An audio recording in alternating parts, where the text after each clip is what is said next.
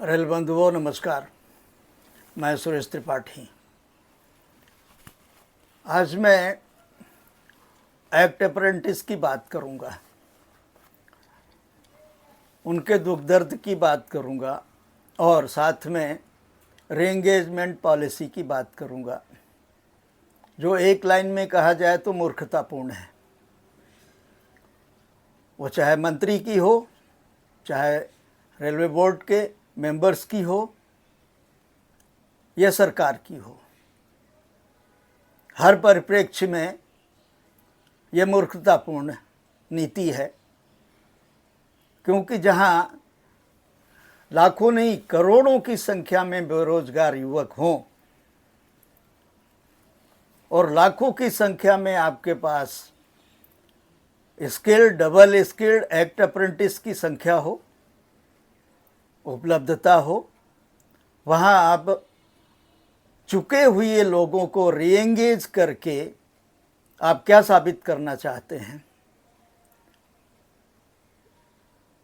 जो लोग खाए पिए अघाए हुए हैं और साथ में जिन्होंने नौकरी में रहते हुए कभी काम नहीं किया हो, कुछ अपवादों को छोड़कर, मैं सबको नहीं कह रहा हूँ, मगर ज़्यादातर लोगों ने अपना ड्यू कोर्स जो उन्हें देना चाहिए था व्यवस्था को नहीं दिया। अधिकारी कहते हैं, वो दुखी भी हैं इस पॉलिसी से, वो भी दुखी हैं।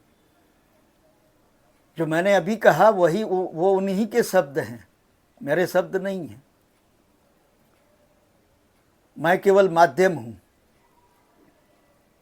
अधिकारी खुद कह रहे हैं ये मूर्खतापूर्ण पॉलिसी है।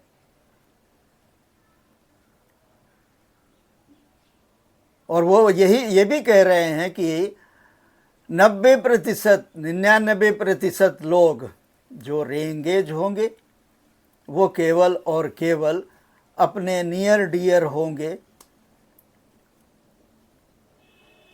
क्योंकि जो वास्तव में ईमानदार है, कर्मठ रहा है, वो तो अप्लाई नहीं करेगा। वो तो छुटकारा पा गया ये सोच करके कि चलो जल्दी छुटकारा मिल गया, बच गए, किसी विजिलेंस मामले में नहीं फंसे, किसी दूसरे चक्कर में नहीं फंसे, नौकरी सुखद रही, अच्छे से बीत गई। तो वो तो नहीं आते रीएंगेज के लिए। रीएंगेज के लिए ज़्यादातर वो आते हैं जो कामचोर होते हैं, अधिकारियों के शब्दों में हरामखोर होते हैं। और वो होते हैं जो नियर डियर होते हैं, जिसके अधिकार में है नियुक्ति करना, रीएंगेज करने का। और ये पहले भी होता रहा है, कोई नई बात नहीं है, वो ये भी कहते हैं। हमारा ऐसा मानना है कि आपने 20% का कोटा दिया है एक्ट अप्रेंटिस को, जिनको आपने ही प्रशिक्षित किया है। मान्य है कि वो भी इसी व्यवस्था से आते हैं। कोई यूनियन वालों का नियर डियर है, कोई अधिकारियों का नियर डियर है, उसमें आम लोग तो जल्दी आ नहीं पाते। मगर फिर भी मेरा ऐसा मानना है कि इस बात का दूसरा पहलू ये है कि वो भले ही इस तरह से आते हैं, मगर वो रेलवे फैमिलीज से आते हैं। और रेलवे फैमिलीज, रेल परिवारों से आने वाले बच्चे रेल के साथ अपनापन, लगाव महसूस करते हैं और रेल के प्रति ज़्यादा समर्पित होते हैं, जैसा पहले परंपरा रही। जो रेल से जुड़ा नहीं है, रेल को नहीं जानता रहा, रेल की पृष्ठभूमि में नहीं रहा, उसका रेल से लगाव नहीं है, उसका नौकरी ही केवल काफ़ी है, मिल गया फिर हरामखोरी शुरू। फिर भी मेरा ऐसा मानना है कि जो ये 20% कोटा दिया गया है उसकी भर्ती की जाए, बजाय रीएंगेज करने के। आपके पास लगभग 3-3.25 करोड़ वैकेंसी हैं, सब मिलाकर के। केवल ये सेफ्टी और नीचे कर्मचारी क्लास 3, क्लास 2, क्लास 4 में। क्लास 1, क्लास 2 की तो कहानी ही अलग है, जिसने कि पूरे सिस्टम को चौपट कर दिया है। और उसी का नतीजा है कि ये रीएंगेज की पॉलिसी ला करके आप अपनी नाक बचाना चाहते हैं, मगर सच ये भी नहीं है। ये भी पॉलिसी आपकी गलत है, इससे और ज़्यादा सिस्टम चौपट होगा, क्योंकि ये जो लोग आएंगे वो काम तो करेंगे नहीं, ना ये डिसीजन लेंगे। इसके बावजूद कि इनके ऊपर कोई विजिलेंस केस नहीं होगा, इनके ऊपर कोई दूसरी दबाव जिम्मेदारी नहीं आएगी, उसके बावजूद ये डिसीजन नहीं लेंगे, केवल टाइम पास करेंगे और 80-90 हज़ार रुपया पेमेंट लेंगे, मौज करेंगे। यही अगर आप 2 तरीके से ला सकते हैं नए लोगों को। पहला तरीका और उचित तरीका ये होगा कि इनकी प्रॉपर भर्ती की जाए, जो कि इनिशियली 30-35 हज़ार रुपया ही होगा, उससे आधे से भी कम। और दूसरा तरीका है, जैसा आपने एक चलन चला दिया है निजीकरण का, कि आप कार्मिक भर्ती नहीं करेंगे मगर ठेका दे देंगे लेबर सप्लाई का, कार्मिक सप्लाई का।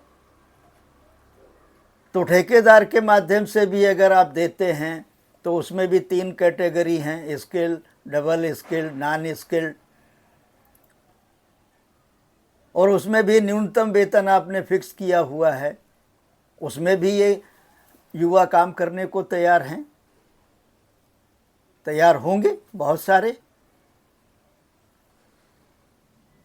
आप सब जानते हैं नीचे से ऊपर तक कि जो भी निजी ठेकेदार लेबर सप्लायर है, कार्मिक सप्लायर है, वो न्यूनतम वेतन जो आपने सरकार ने निर्धारित किया है वो नहीं देता है। इसमें उसकी गलती नहीं है, उसमें गलती अधिकारियों की है, क्योंकि वो अपने घर पर काम करने वाले 3-4 लोगों के लिए नाम दे देता है और पैसा ले लेता है। हर आदमी जो उससे रिलेटेड है, उस ठेके से या उस डिपार्टमेंट से, कुछ और भी अकाउंट्स वाले भी हैं उसमें, उनके घरों में काम करने वालों के, जबकि ज़्यादातर के पास बंगला प्यून है अभी, मगर फिर भी वो 1-2 लोगों के नाम दे देते हैं। कोनो उनके गांव में खेत में काम कर रहा है, कोनो भैंस चरा रहा है, कोनो माँ बाप की सेवा कर रहा है, मगर उसका पेमेंट ठेकेदार से आ रहा है।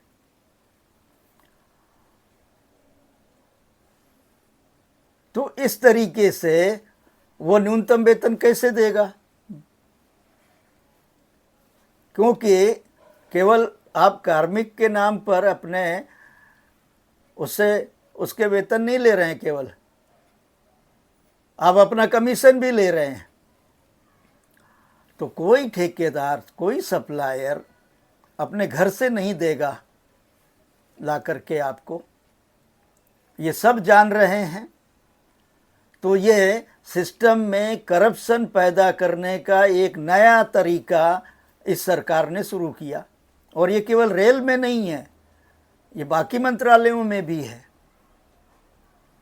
तो आप सुरक्षित सुनिश्चित रोजगार देने के बजाय आज के युवा को अधर में लटका करके छोड़ दे रहे हैं और विकास की, नए रोजगार सृजन की डफली अलग बजा रहे हैं। उसका क्रेडिट बड़े बड़े विज्ञापनों से, हर मंच से लिया जा रहा है। इसमें भी कोई बुराई नहीं है, मगर आपका उद्देश्य अगर सही है, जो हम मानते हैं कि सही है, तो उस उद्देश्य को नीचे लेवल पर कैसे इम्प्लीमेंट किया जा रहा है, ये देखना भी आपकी जिम्मेदारी है। पॉलिसी बना देने से केवल काम नहीं चलता, क्योंकि आप भी आदमी हैं, आदमी होने के नाते पढ़े लिखे बड़े पद पर हैं, बड़ी जिम्मेदारी आपको दी गई है जनता के द्वारा, तो आपको ये भी पता होना चाहिए कि मनुष्य की प्रवृत्ति क्या है, और ख़ास तौर पर भारतीय मनुष्य की। वो हर पॉलिसी में अपना लूप होल निकाल लेता है, जैसे हर कानून में अपने बचाव का तरीका निकाल लेता है। तो यहाँ हर पॉलिसी में करप्शन का तरीका निकाल लिया जाता है।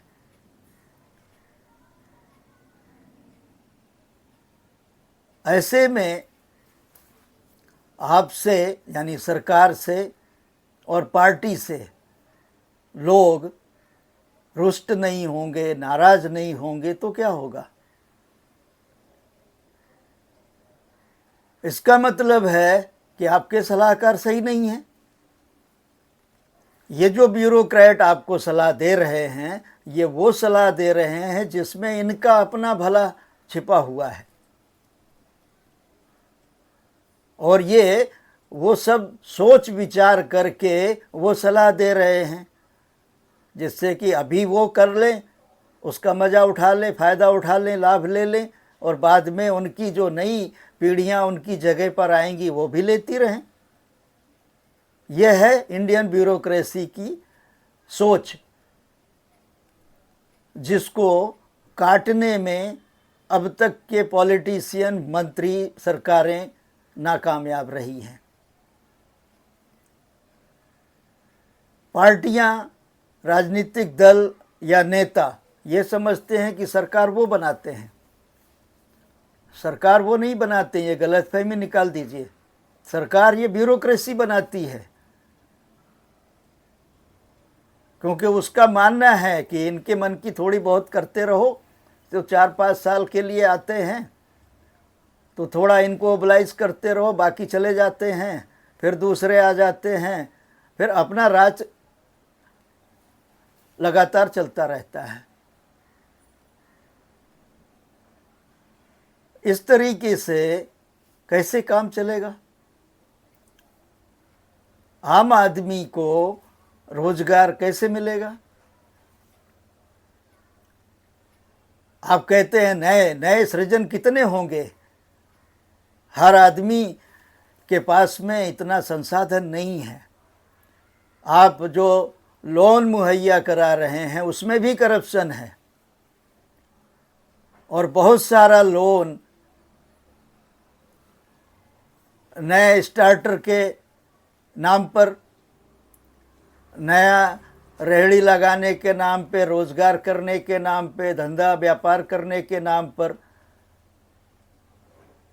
मेरा अनुमान है 50% से ज़्यादा फर्जी लोन होते हैं। उसमें बंदरबाट सभी की होती है।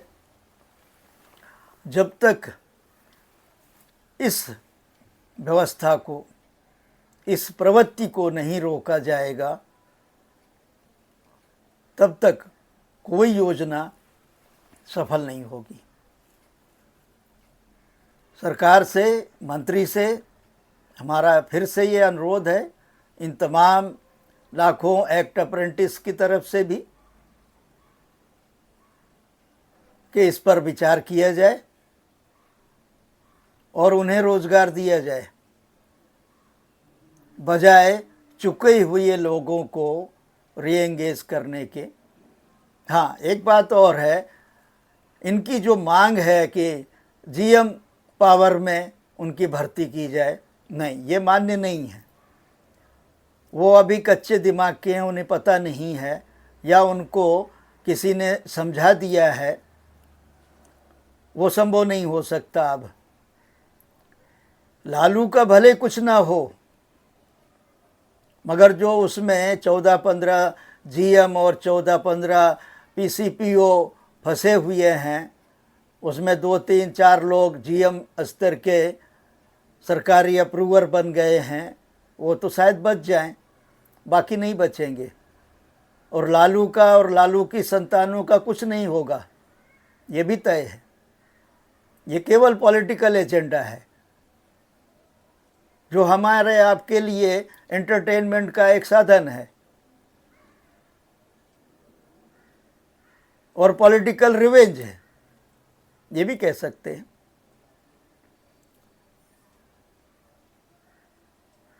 ऐसे जितने मामले हैं उनमें फाइनल निर्णय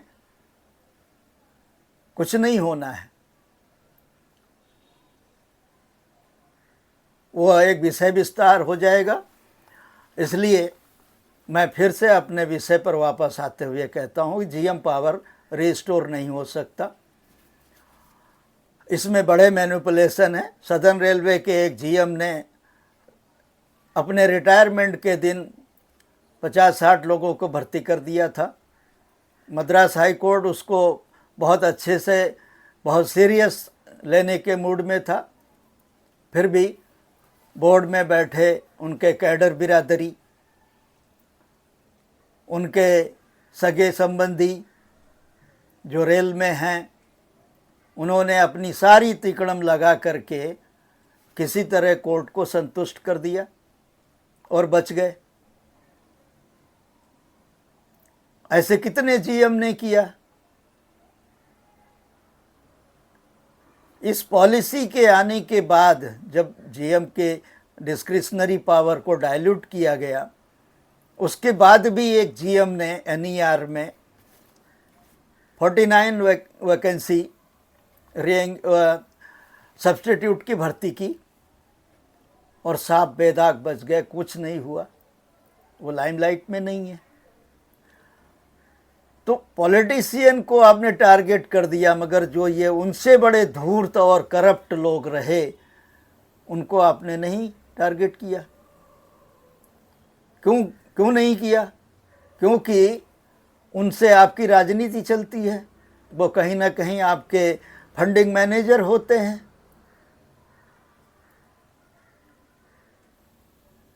ये जो व्यवस्था है, लोग कब तक अनभिज्ञ रहेंगे?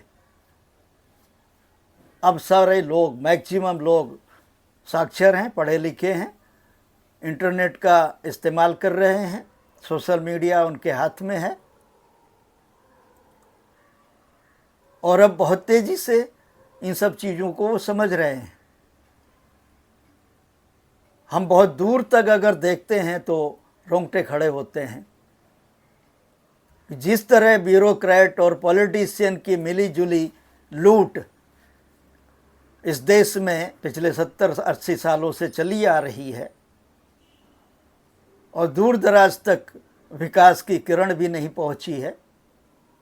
आज भी नदी तैर कर पार करनी पड़ती है, पुल नहीं बना, सड़क नहीं बनी, पानी नहीं पहुंचा, बिजली नहीं पहुंची और विकास की दुंदुभी बजाई जा रही है। ये जो असंतोष अब पैदा हो रहा है जनमानस में, हमें बड़ी गंभीर आशंका दिख रही है। भले ही इसमें कुछ समय और लग जाए, अगर चेता नहीं गया तो श्रीलंका और बांग्लादेश और जो दक्षिण अफ्रीकी देश हैं, उनकी जैसी स्थिति पैदा हो जाएगी जब यही जनता ब्यूरोक्रेट और पॉलिटिशियन को दौड़ा दौड़ा करके रगड़ेगी सड़कों पर। वो स्थिति ना आए, इसलिए अभी से चेतने की ज़रूरत है। जो भी सत्ता में हैं, जो सत्ता से बाहर हैं, सबको मिलकर सोचने की ज़रूरत है कि ब्यूरोक्रेट इस देश को दीमक की तरह चाट रहे हैं और उसमें से थोड़ी सी चाशनी आपको दे रहे हैं और आप उसमें गदगद हैं, क्योंकि आपका भी राजनीतिक स्वार्थ है, राजनीति करनी है, पार्टी चलानी है, कार्यकर्ता पालने हैं,